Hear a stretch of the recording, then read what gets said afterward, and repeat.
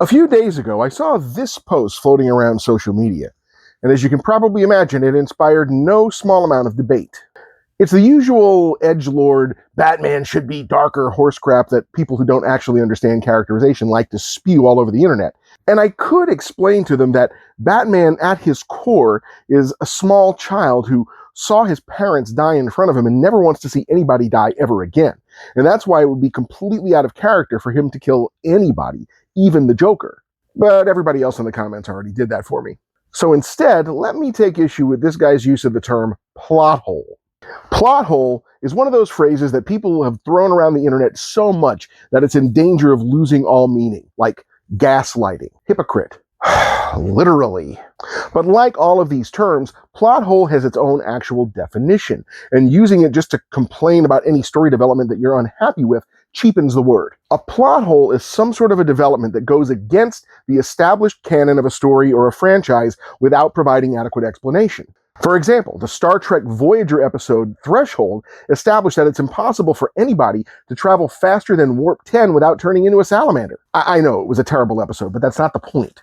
A plot hole would be if, in a new episode of Star Trek, somebody somehow went faster than warp 10 without any of the salamander side effects. If that were to happen, nerds on the internet, such as myself, would immediately call it out. Unless, of course, the writers try to patch up that hole somehow.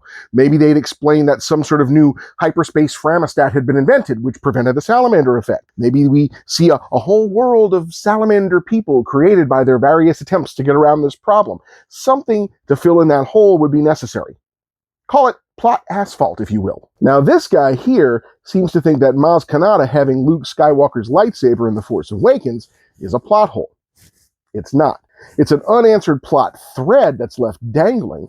Probably will be tied off someday in a novel or comic book of dubious canonicity, but it's not a plot hole because it doesn't contradict anything. Or this guy here, he doesn't seem to understand what plot holes or movies are. Because here's the thing, Bruce Willis does not appear on Friends. Paul Stevens, a character played by Bruce Willis, appears on Friends. But having an actor who appeared in a work that was referenced by another work show up in that work is not a contradiction. Because Bruce Willis isn't Paul. He's the actor who played Paul. Just like David Schwimmer is not Ross. Jennifer Aniston is not Rachel. They are performers. They're actors playing parts. At most, this is a missed opportunity for a meta joke. You could have Joey say something like, hey, doesn't Elizabeth's dad look just like the guy from Die Hard? And of course, Chandler would reply, could he be any more John McClane? So just because you think Batman should kill the Joker doesn't make it a plot hole. A plot hole is not a character choice that you disagree with. You always thought that Hermione should have gotten together with Harry instead of Ron?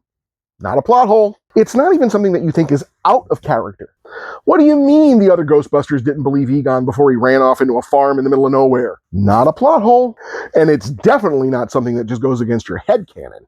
I wrote 30 years of fan fiction where Beetlejuice and Lydia got married and had ghost babies, but in the new movie she hasn't even seen him since she was a teenager. Not a plot hole. Think about what you're going to say before you say it, guys. People on the internet whine too much already, and you should stop. But if you're going to whine, at least make sure you're whining about the right thing.